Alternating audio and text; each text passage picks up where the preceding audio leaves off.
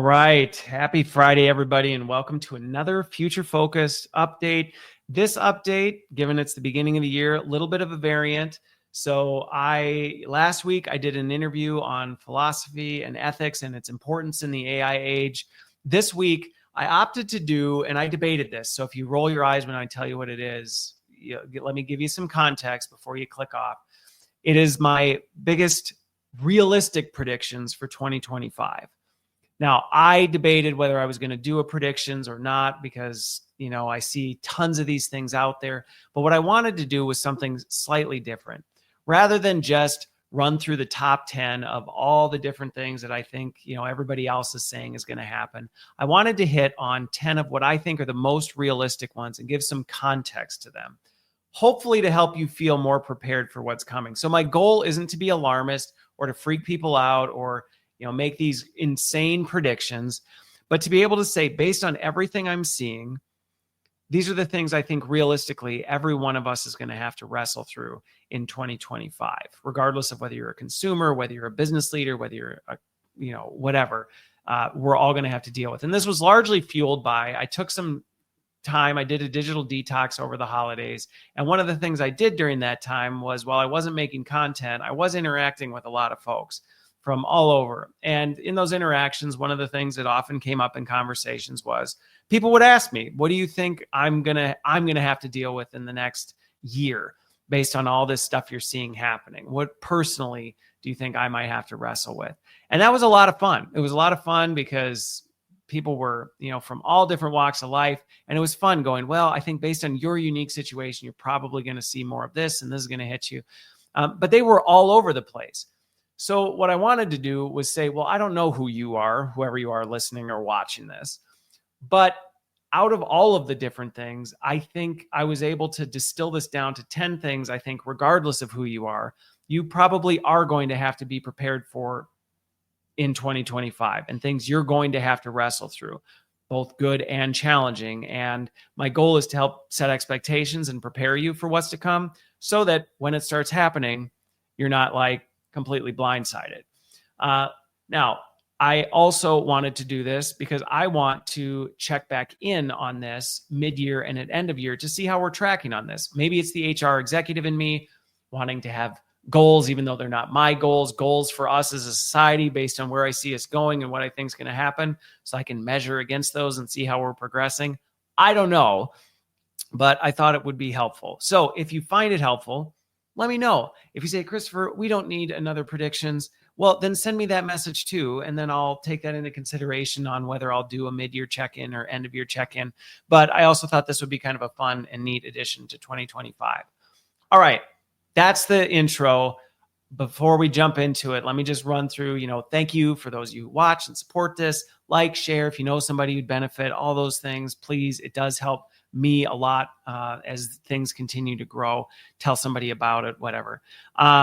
Okay, let's get into the top 10. And I'm going to try and clip through these relatively quickly, not to skip over them, but I don't want this to be a 4-hour, dissertation on what the top 10 things are. And I think what you'll see is after this week, then as I start sharing stories, I think you're going to see how they start to fit into this framework. Now, I'm not going to curate the stories based on this list, but I'm actually going to be watching to see if the stories that stand out in the trajectory we're on actually end up coming back and matching to this, which is part of why I want to check in on it throughout the year. So let's see what happens, but let's get into it. All right. So the first one that I think realistically we all are going to start seeing in 2025 is a significant increase in emotional AI.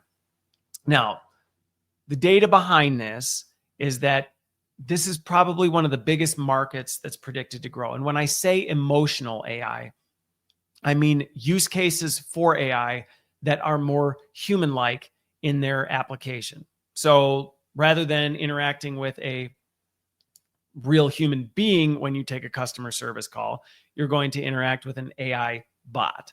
Instead of when you go to the doctor's office and your nurse comes in and talks you through kind of, hey, where are you? What are you feeling? All this stuff. It's going to be an AI agent that you talk to through your phone or something like that. So by the time you get to the doctor's office, you're going to just, go in and straight see the doctor and they're going to have everything.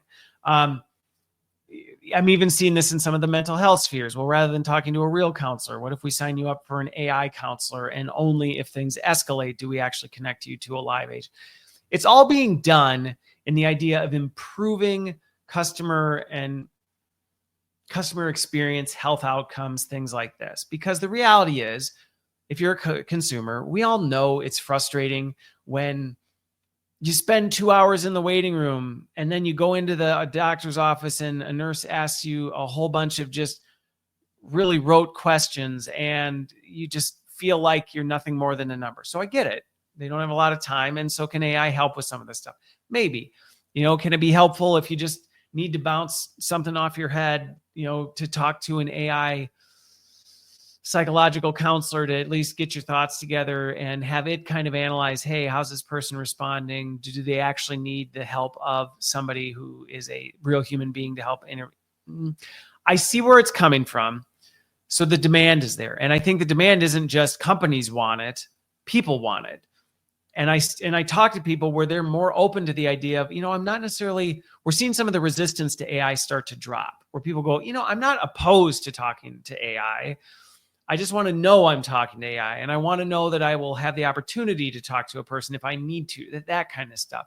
So not only are we seeing this reduction in people's resistance to AI, we're also seeing companies with the demand for it because they can't keep up with the demand. And there's this constant pressure to perform better, make more money, be more efficient, do more with less, blah, blah, blah, blah, blah. And then on the investor VC tech front, this is one of the largest growing segments as the models are actually reaching a maturity where they can do this relatively well. And I say that very carefully because of some very concerning research that is coming out about how these things are behaving when, not monitored and even when monitored. But anyway, my point is we're at this kind of sweet spot of intersection where I think we are going to start to see this grow. I think that's a double-edged sword. And that's what's going to be interesting to watch in 2025. I think inevitably we're going to see some exponential growth in this area. The question is going to be how much of this is going to be well used and it's actually going to lead to better outcomes. How much of it is going to be just noise that ends up being really costly and not all that effective. And companies end up going, we did this, it didn't really work. We're just going to go back to the way it was. Kind of like back, I don't remember when it was, when every company thought like offshoring was like the greatest idea ever. And wow, look how much money we save when we offshore. And then they realized by the time they did it, it wasn't really all that much cheaper. And the negative impact on customer scores was bad. They were losing. And so then people kind of went, I don't really know if this is the best decision all the time. So I think we're going to see some of that. The other thing that I'm still not sure of, which to me would be a big X factor, is are we going to see some major, major blow up of this where people become over dependent on it, whether that's on the consumer side or the company side, and this blows up majorly. Now, how far the adoption curve goes, I think is going to depend on those factors. Are we, where are we going to go? But I think inevitably in 2025, we are going to see exponential growth here. So be prepared for it. I actually just had a friend text me the other day where they shared a text conversation they were having with someone, and they happened to just ask, is this a person? Because it did feel like a very human interaction, and said, yeah, absolutely, this is a person. And then they said, can you give me the Python code for, and they named some app, and within seconds it spit back out the the code for it. And immediately they're like, you just lied to me. And then it proceeded to defend itself. And so the whole thing, which again eroded trust, made him question this whole thing. So we're in some very dangerous territory, in some volatile, I won't say dangerous, I'll say volatile territory. But I think it's something that we need to be prepared for as we go into 2025. So there's that one. Number 2, deepfakes. Let's talk deepfakes, because they're going to, I fully anticipate, reach levels we've never seen before. I read a survey somewhere, I think it was Gardner put it out, that like 90% of content produced in 2025 is going to be AI generated. That to me is really sad. Now, granted, when I hear the term AI generated content, my, I don't know, tech dar always goes off where I go, what do you really mean when you say that though? Because is someone who, like, does that mean AI was used at any point in the creation process? Like if they had AI, if they used Grammarly to review what they wrote, isn't that AI created if they accepted any of the recommended changes? And granted, I get that's an extreme case, but where do you draw the line of what is AI generated? I don't know. And I don't think we have a universal answer for that, which is why I think it's, you got to be a little careful when you see some of these stats around everything's going to be AI generated. But I think what we're already seeing based on another study that I was reading is that people are using AI to create so much stuff now. It's actually almost harder to find truly human created stuff. Like you watch many videos on YouTube or listen to many podcasts anymore. I haven't had somebody tell me, Christopher, you know what you should do? You should just make a second podcast. And the second podcast is nothing but an AI analyzing your script or analyzing your transcript from your podcast and then coming up with an argument against you and then have it produce that. And it can be an AI voice doing an AI. And I'm like, I don't know that we just need another podcast having AI argue. I don't know that that's adding value. So not only do I think it's reaching a crisis level in that there's just so much noise, it's going to be difficult for people to even know where to look anymore. I think it also goes into the, even things that are AI generated, they're created by someone for some purpose.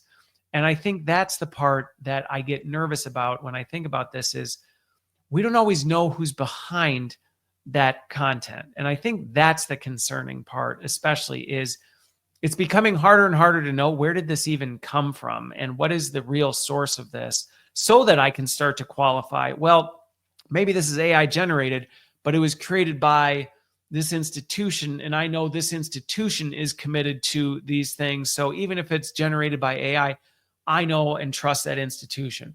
That's, I think, the part that's more concerning is it's becoming less and less easy to detect where that is. Now, some of the things that we'll have to watch for, I know there's a huge push for more detection of AI. I don't think that's going to be helpful because, again, we don't have clear criteria. Well, what even is AI generated?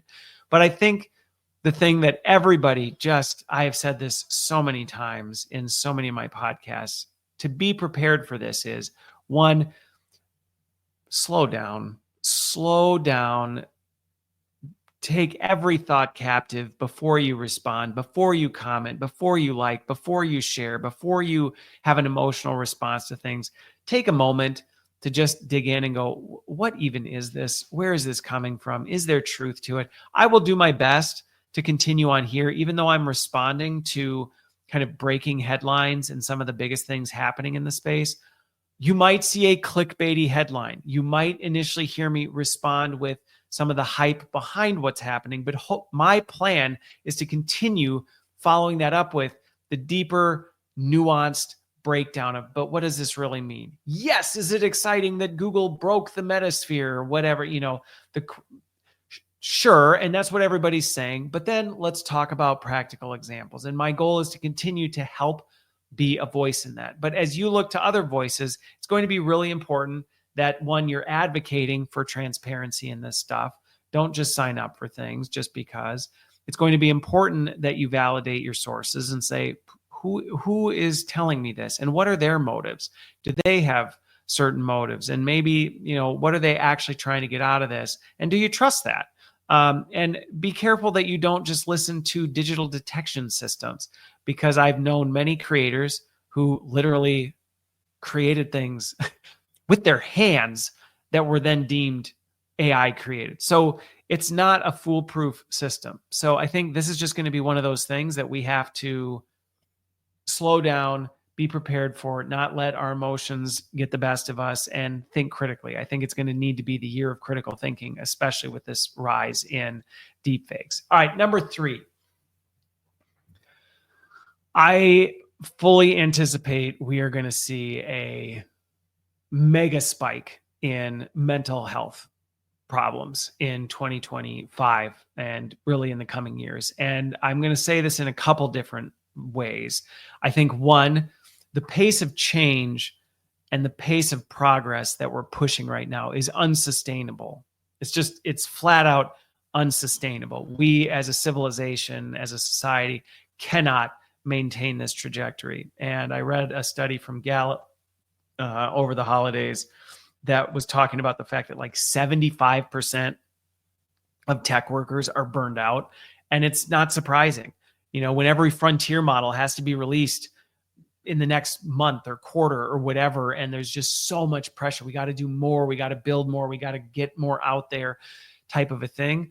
That's not sustainable. And so I think we're going to see people burning out faster than they have before. And I'm going to encourage you to slow down and not buy into this for your own sake. But I also think as we think about, we already were seeing significant rises in anxiety and depression. And I think those trends are only going to continue as people become deeper into their echo chambers, going back to the deepfake stuff. People are going to surround themselves by people who might not even be people. Going back to the deepfakes, I mean, Zuckerberg's on record going, we're going to create a bunch of AI people on the platform. It's going to become harder and it's going to be easier to go into your sphere of people that you think are exactly like you, which you think is going to make you happy, but actually makes you really miserable and depressed. And you don't really have deep, intimate relationships with any of these people. And it feels very shallow and hollow. And we're seeing that with chatbot dependence and some of the really, really tragic outcomes that are coming from that. So not only is it the workers who are pushing and creating and doing more, and the workers not just in tech, but in other areas who are going to face continual pressure to do more and do things faster and do it more efficiently and do more with less. But then on top of it, we aren't balancing that with the relationships and the social circles of people who help us cope and work through that. And we're isolating ourselves, not in the, everybody needs to go out and touch grass. That's not what I mean. But we're isolating ourselves from the diversity of people who challenge us to think differently, who maybe make us feel a little uncomfortable. But in the end, we can shake hands and say, you know what? I appreciate that. Like, you did that out of love. You did that because you saw me going down a path you thought might harm me. And so you maybe pushed me out of the way. And I didn't like that at first, but I'm actually glad you did because it helped me be in a better spot. And so as we come into 2025, I think, one, we need to be really careful how dependent we're becoming on AI to make decisions for us. If you're relegating your life to AI or your company to AI and you're just saying, just let it do it for me, I think that's going to sound great on the surface, but it's going to be very hollow and empty and lead to a lot of really tragic outcomes. And that's really what you're doing when you start to engage with chatbots and find yourself in echo chambers, is you just end up going, I don't really want to deal with the hard stuff. I want the easy path. And it ends up leading to a really miserable existence. And I really have concerns that we're going to see a lot more of this. And I don't think it's going to necessarily be these groundbreaking changes. I think it's going to be the subtle changes that slowly start nudging us into this territory. So we'll see where we go with that. On to number 4. As it comes to AI, as we came into Q4, I saw an interesting trajectory that made me kind of go, ooh, this is going to be more of a both and instead of a either or. Because where I was watching as we went through the end of 2024, I really was starting to think, based on what I was seeing, that we were starting to kind of hit the ceiling of AI's capability, which was going to force us not necessarily to back away from AI, but to start to move further into the adoption phase, which I think is very much going to happen. Okay, I think we're, like I said earlier, we're getting a little more comfortable with AI. People are more comfortable experimenting. They're willing to do things with this. The overall acceptance of this by customers and consumers and employees is starting to go up as people feel a little less scared of AI. So I think we're going to start to see adoption, and some of the value it's going to create is going to be very appealing. I thought, though, that was just going to be because, well, there really wasn't anywhere else for AI to go. But then I see things like NVIDIA dropping a $3,000 supercomputer that can run the latest and greatest in AI models for $3,000 that a consumer can have in their house. And quantum computing gets released into the mainstream at the end of 2024. And I went, whoa. And we start figuring out, I just saw a thing the other day of a desktop fusion reactor that can power your home for 10 years type of a thing, or fission reaction. I think it was still fission. Anyway, point is, like a household, basically battery power plant that you can get for your house. And I start to go, yikes. So some of the bottlenecks I was thinking we were going to hit in 2025, compute power, sustainability, power consumption, things like that, we're quickly finding answers to those problems. And so I think we're going to see the adoption curve start to flatten out, and we're going to start to see it spread wider. And I think we're going to see it continue to explode and become more advanced. Now, is it a guarantee? No, because some of the things that I'm seeing, Apollo research, Palisade research, they're starting to investigate some of these frontier models. We're starting to see some very concerning, nefarious behavior out of these things. And is that going to slow people down? Yes. Is that going to make people go, these things, they're getting better, but some of the risks that are coming with these more advanced versions are not worth, the juice is not worth the squeeze. Now, to me, those are some of the questions we're going to be wrestling through in 2025. I don't know that we have the answers quite yet, but right now the trajectory for progress, or the push for progress, is still so huge, and those bottlenecks have opened up. I think we're going to continue to see explosive growth in the capability while also seeing explosive expansion in that. Now, we will see, and I will continue to hopefully keep you informed on what those things look like and where we're going with it. This is one of the things that I think is going to be fortunate. I don't, again, until I start seeing the things actually happen, I think, again, every single one of these predictions I have, I don't see, like, is it going to be good, Christopher, or is it going to be bad? I think my answer to that is just yes. It's going to be good and bad. And so this next one is another example of this. Unemployment as a result of automation is going to be extremely tangible in 2025. I've said for a long time, AI absolutely is going to eliminate jobs. I just feel there's a path where in that job elimination, it's just literally changing jobs, not necessarily eliminating them. Unfortunately, as I continue talking with business leaders and companies who are buying this myth that AI can easily replace human capability, I think we are going to start to see automation negatively impact employment for a lot of people. And I think people are going to start to feel this in areas that we kind of have said, oh, it's not coming for that. I also think about the fact that, well, yes, we can say, well, AI can change jobs and people can reskill and upskill, which I'll talk about in a little bit here. That takes time, and we're moving at a really, really quick pace.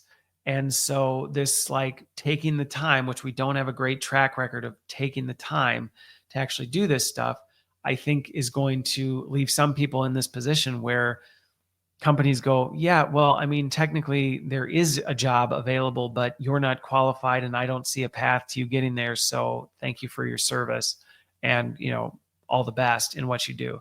And so I do think we are going to start to see this. Now, like I said, in all my stuff, my goal is never to sit and ring alarm bells and go, oh my gosh, does this mean we're all going to be out of work in 2025? No, I don't think that's the case at all. But I think to some of the skeptics who have said, I don't really believe this, I don't think it's coming for me, I think we're going to really start to see this hit home. And that's where I will continue pleading with people, do not wait until it hits you to start preparing for the changes that are coming as a result of AI. Focus on building those skills that AI can't maybe can replace, but can't replace without the guidance of a human expert. Build that expertise, really develop yourself as an expert in what you do, and be a critical thinker. Be somebody who can empathize and contextualize things. Those are going to be sustainable skills. And they are things that already companies knew and have known for a long time. Our people don't really have the level of these skills that they really need. It's gaps already, which is why they're so quick to adopt AI, because they look at this and go, oh, those are the risks of AI.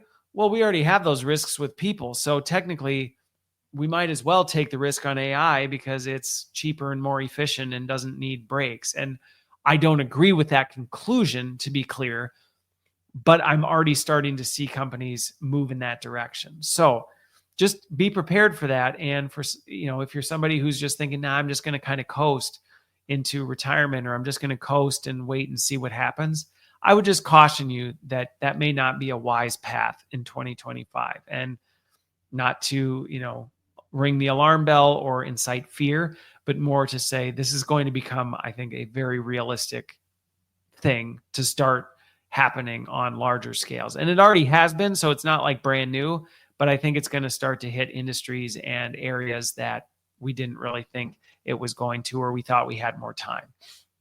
Now, on that, I think what this is going to push, this is number 6, what this is going to push for companies is they are going to have to rethink employability, employment, skills, jobs. This is going to become forced through this. And I'm already seeing this because in some of the AI initiatives where companies maybe aren't replacing their employees with AI, but really are starting to automate and augment some of their jobs with AI, there's this perception that, well, if we just throw AI in the mix, it'll just figure it out. And that's not how AI works. And this is forcing companies to have to go, well, okay, so if we still need people, what do those people do? And do we still need them the way we needed them before? And whether they like it or not, they're now having to answer these questions. And so I think some of the things we've talked about for years about, well, the job description is ridiculous and resumes are stupid and jobs as we know them don't really make sense. It's always been more of a pipe dream of, yeah, but why would we change it? Because it works. And I think in 2025, a lot more companies are going to start feeling the pain of kicking this down the road and having ignored this for a long time and recognizing, oh, crap, we actually need people to do different things, and we need to base their jobs on, and we might need to think of more creative employment agreements, because maybe we don't need people to work for us the way that they always did. And maybe people aren't even interested in working for our company the way they historically have. And I think we're going to start to see this really, really change. Now, do I think it's going to be radically different? I'm not going to make a silly prediction like job descriptions aren't going to exist in 2025. College degrees aren't going to be needed. Any of that kind of stuff, because that's not realistic. Systems are slow to change. But I think we are going to start to see this flex and bend as we go into 2025, as some of this emotional AI starts to take off, as some of these agental AI start to implement and integrate into things, as people start burning out and getting frustrated and deciding they don't want to deal with this stuff anymore. And companies go, well, now what do we do? Because what we were doing before isn't working. I think it's going to force some of that. Now, number 7, which is tied to this one. Oh, well, so going back to it before I tie to number 7, for number 6, what do I think that means? For companies, I think if you're still planning on kicking your whole skills work, your whole, how you do jobs and the way you employ people, and we don't really do gig work and we don't really do this. We hire people into traditional jobs because that's how we've always done it. This would not be a good year to kick that one down the road. I know companies have been kicking this down the road for a long time. It would be a good year to actually, fund that project and get it in motion.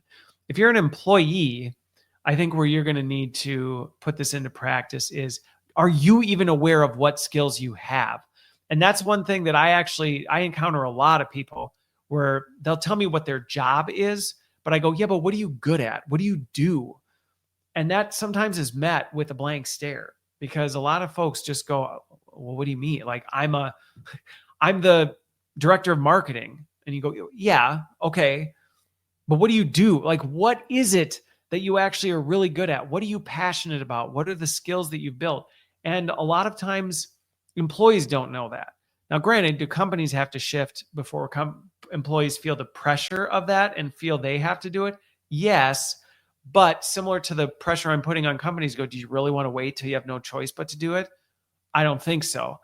And I would say the same to employees. Do you really want to wait until the whole job market changes and you're left scrambling, wondering how to even describe what it is you do because you've just always described yourself as your job title? And now companies are going, we don't have that job. So what tangible skills do you have that we can put to work? And you haven't thought about it. This would be a good year to be thinking about that. Now, fueling this whole thing, let's jump to number 7. I can almost hear, and even in myself sometimes I feel the groan of the thought of talking about return to office. But I think in 2025, we're going to continue to see this one. But I think what's going to happen is we're going to see the polarization of it. Right at the beginning of the pandemic, it was actually really wonderful.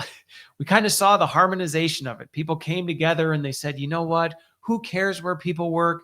We're just getting our work done. It'll be great. And it was because they had no choice but to do that. And now we're going back. And now because people have the option, you're seeing people go into their camps. And I think that's really destructive. And I think it's concerning that we're going to see more of this start to erode as people go, well, are you an in-office company or are you a remote company? And it's like, we're putting an arbitrary choice in place. We're putting an arbitrary culture decision in place that we don't need to. But I think it's almost a reaction to what we saw in this harmonization of how work got done. And now that grid that kind of held everybody into it was let go, we kind of had the natural bounce back, which I think is unfortunate, but I think it's going to be something we're going to have to wrestle with. So for companies, my push to you is don't buy into this. Please don't buy into this idea that you have to force a in-office culture or a flexible culture. Just figure out what makes sense, empower leaders to figure it out, and trust your people. And I think that ties to some of this skills and burnout stuff that we're dealing with that is really going to hit. You're going to have people that are really struggling. You're going to be trying to figure out how to make AI work alongside that. Then on top of it, you're going to have to rethink skills and all this. It's not the year to be focusing on where people's butts are when they're doing it really is not the year. And that's not me advocating, hey, everybody go remote. I'm just saying this might be the year to maybe pull back off that. And I really hope that this prediction is false. I sincerely hope that when I check in on this mid-year, turns out everybody realized this was a really stupid thing to be planting our flag on, and this was a dumb hill to be dying on. We just decided this is stupid. We're not going to really worry about it anymore. But right now, based on what I'm seeing a polarization of it. And I think that's going to continue until some of this other stuff pushes people to the breaking point where there's no room left in the capacity tank for this to consume any space. So we'll see. Obviously if, and I don't like buying into all the hype stuff, but if all of a sudden some other pandemic blew up, if bird flu actually ended up doing something, if some super virus came, like I have no idea. If AI all of a sudden did radically disrupt things, might this just completely blow things up? Well, sure. But I hope we can mitigate this one without having to have something like that happen.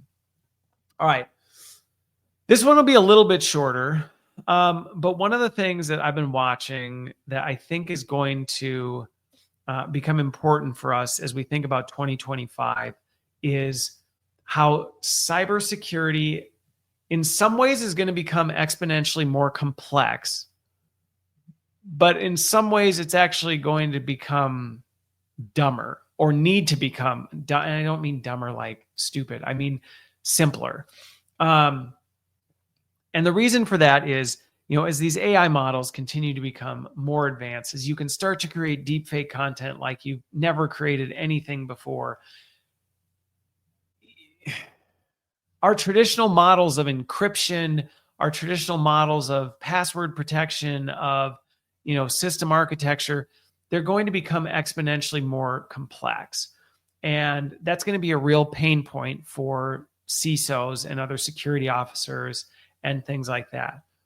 Where I think in some ways for the IT security folks that I talk to, which is if you are one, you're probably like, yeah, I know, Christopher, I'm dealing with it every day.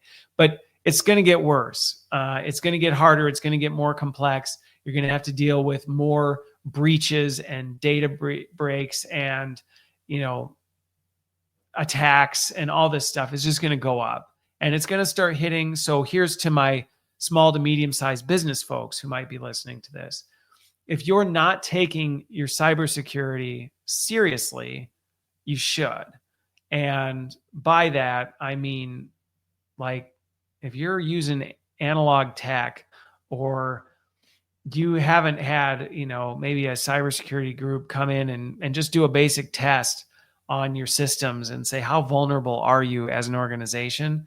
The cloud's not going to protect you, things like that. And, do you have the right insurances to make sure that if something happens, you can cover for it and all that good stuff? The small, medium businesses, they kind of didn't really have to worry about this as much, because it was like, well, hackers really maybe weren't as concerned about us because they didn't even know how to find us. Well, now with AI, it's much easier to find you. And even I would say the same is true for users. You might say, oh, I don't worry about secure passwords or any of that stupid stuff because I'm just Joe or Jane Doe, and nobody cares about me and what I do and whatever, and they don't have capacity. They're going after Elon Musk and Donald Trump and Joe Biden type things. Well, now, with as easy as it is, as powerful as this technology is, they're going for, it's actually in some ways the less visible folks that are easier targets, because now you've got the technology to go for the masses, and they've got a higher conversion rate because they're less likely to be secure. There's less likely to notice when they even have it happen, and they are less equipped to actually respond to it well. So I think we're going to start to see this shift, which that's probably a mass majority of who listens to my stuff. That's you.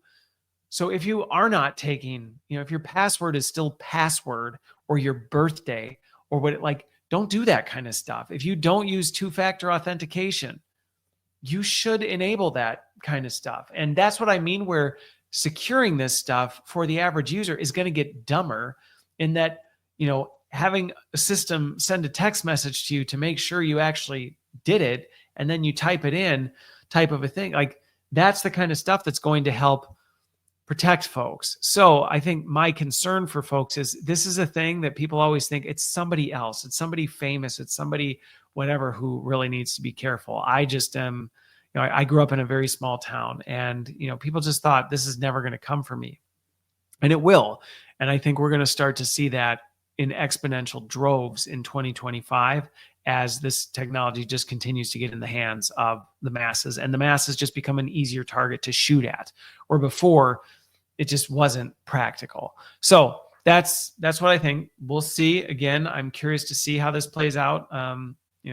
This isn't one that I think is, oh, well, this could be good. I mean, I guess in some ways it could, because it could force us to just be more careful about what we do, and maybe be less likely to just sign up for that thing and create that account that you don't really need, and you don't really know why you do it, but you do it anyway, and you use the same password for that as you use for your bank, and it's to sign which Disney character are you interested in, type of a thing, and you go, why did I even make this account? So I'm hoping that we respond to that and we can mitigate some of the risks of this, but we'll see.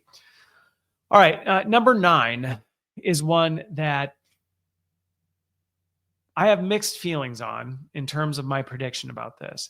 I posted about this. So I broke my digital fast once over the break, and it was because I saw something on LinkedIn where everyone and their mother was signing up for this and this goes back to my cybersecurity, this random no-name site that would give you a AI generated image of your highlights for the year. All you had to do is agree to these terms of service and give them, let them scrape your LinkedIn stuff. And people were doing it in droves. And even though I was on a digital fast, I'm like, oh my gosh, because I went in and read the terms of service of this thing. And I know I'm going to get the lawyers. Actually, no, I talked to a lawyer about it. And I'm like, is this just me being, overprotective of stuff? And they're like, no, these are actually pretty bad terms, especially when you consider what you're getting in return. But anyway, I say that because of course I'm going to get the folks that are like, oh, it's the world we live in and your data doesn't matter anymore because everybody has it anyway. And I get there's that attitude, but I think we're going to see people again falling into two camps. We're either going to have the people who are hyper vigilant and might be paranoid and they don't sign up for anything because, well, this terms of service says that this, and it's like, well, so what are you going to do? Because literally everything you do, signing up for your energy bill requires those same terms of service. So you're going to not get your energy bill type of a thing. So you're going to have those folks. And then you're going to have the folks who go, my data's out there anyway. Anybody who wants it's going to steal it and blah, blah, blah. So who cares? I might as well just throw caution to the wind and give it to everybody and get what I want out of it. I think those people, we're going to have that camp of folks. And where I think we're going to hopefully start to see people is moving more towards the middle and recognizing that their data is valuable. And if you don't know that and believe that, your data is valuable. And you should be conscious and consenting to when and where and how your data is being used. And I'm starting to see this growing movement of people who say, I agree with that. And you know what? I'm not going to participate in some of these things. And so the post that I came off my digital fast to say was, hey, everybody, I see you all sharing this thing. Did you even read the terms of service behind this? And did you consciously say to yourself, I know I'm giving this up, but I'm fine with that because I get this cute little thumbnail that I get to share on social media and tell everybody what a great year I had. Is it worth it? Was that transaction worth it? And the response from people was universally almost, no way. I had no idea that that's what I was getting up for. And so there is this growing awareness that, hey, my data is valuable. And yes, I'm okay with sharing my data with people using my data, but there needs to be a value-based transaction for that to occur. And I think more people are starting to move towards the middle. Now, what could that look like in 2025? I don't know. One of the things I would caution people about is there are already some of these companies spinning up that are saying like, we'll pay you for your data. And it's data monetization where they'll basically be a broker for you and they'll go around and police everybody. And in return, anybody who uses your data has to pay them. And then you get a percentage of that. I get it can sound really good on the surface, but man, some of the snake oil scams out there right now, just be careful of this stuff. Anybody who's like, hey, I'll give you money for free for your data and I'll protect it and I'll give you a cut. Like it's not a fair deal. I'll just tell you that. But I do think we are going to start to see this merging towards the middle where people are going to demand to know, hey, what are you doing with my data? Where is it going? Why is it being used? Why are you requiring this much data for me? Type of a thing. And we already see that in the EU. I know a large part of my audience is in the US. We're already seeing that outside of the US. I think we're going to start to see more of that in the US in 2025. So how do you prepare for that? Well, one, watch out for these scams because I guarantee some influencer on some platform is going to tell you XYZ company will pay you money for your data type of a thing. I've already seen it in some instances where it's like, hey, if you sign up for this, we'll give you a free subscription to Paramount Plus, and all you have to do is give us access to your entire purchase history.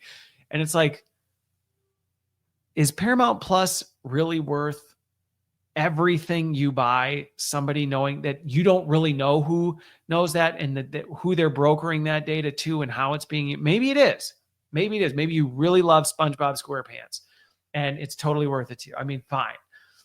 But just be careful because I think as people are starting to become more aware of this, I'm already seeing companies start to respond by going, well, now how do we give the appearance of value because people are willing to give their data. They just need to feel like they're getting enough value. And so just be careful that you're actually critically analyzing, is what I'm getting in return actually worth the transaction? And do I understand that my data is actually valuable? And do I understand how it's being used and why it's being used and where is it going and what right do I have over it? And something I told people in my post was, hey, if you're signing terms and agreements for things, the least you can do is copy all those terms, post it into your favorite Gen AI platform and say, talk to me like I'm a middle schooler. Explain to me what these terms and conditions mean for me. What are the implications on me? And what am I getting in return for these things? And have it explain it to you. Have it tell you what you're getting and ask it questions, because it can do a pretty good job of telling you that. And just decide. It's not right or wrong. It's not don't sign up for anything. I'm not advocating never sign up for anything because your bank's going to get hacked and you're going to lose your retirement and the world's going to end on you. That's not what I'm saying. What I'm saying is take the time to understand, what am I authorizing and is it worth what I'm getting in return? And that's where this one I came off my fast for was, you really want to give somebody access to everything you've created and you're literally signing a thing saying you have the right to take it, use it, make money off of it, create stuff and use my name and my likeness in regard to it. And you've got my consent to do it. And in return, I get an AI generated thumbnail. Just to me, that's not a value-based transaction. And I think that's the part that I would just encourage with this. But we'll see what happens in 2025. And, there might be some big regulations that come through. We'll see. I'm interested to follow this one. All right. Last one. I told you that I was gonna, this was a big one. So the last one is, there's this growing need for purpose and meaning that I am seeing in this. And I see this both professionally, I see it personally. Gallup had a study where they said 61% of employees, they don't feel connected to their work's purpose at all. And this was up from 48% in 2018. So in the short span of a year, double-digit increase in employees going, I don't even know what I'm doing here or what we're doing as a company. I just really don't even know why we do what we do. It doesn't really seem to matter all that much. There is a massive increase in people seeking out. There's like 25% or something like that. It was by Pew Research, something like that. It was just done last year. And people seeking and curious about spirituality and understanding that there, is there something bigger, asking questions, there's something bigger than us. Is there something bigger out there? And, I see things about people practicing mindfulness, and there's a lot of new age stuff going on. And there's just people in general I see really struggling right now going, what on earth does it all mean? I personally, are there days where, I have a hard time? Sure. I don't have this personal struggle because of, and I've been very open about where my faith is. So my faith and hope is not in what this world has to offer, even though I genuinely love and appreciate so many of the things about it. But I know, and my goal is never to tell everybody that, hey, this is what I'm doing. So unless you're an idiot, you better do it my way. That's not, no, I think, but I see this in 2025 as this growing number of people who have this, what I say is a God-sized hole that they're trying to fill with everything else. And it's not working. And there's a lot of empty promises right now of, well, hey, if you just start your own business, if you just get that bigger job, if you just go work for your dream company, if you just have a bigger house, if you just do all this stuff, then you'll finally get there. And I'm seeing a lot of people reaching a point where they're going, yeah, but that's not working. I'm still empty. I'm still struggling. I'm still feeling like, what does this even all mean? And I think the risk I see with that. So like I said, my goal in this is not to say, hey, this is what I'm doing, and so therefore you have to walk my path. I think this is a personal journey that everyone needs to go through, and everybody is going to need to spend some time examining where really am I looking for my purpose. But I think one of the things that I have concerns about, so here's my warning to people for 2025.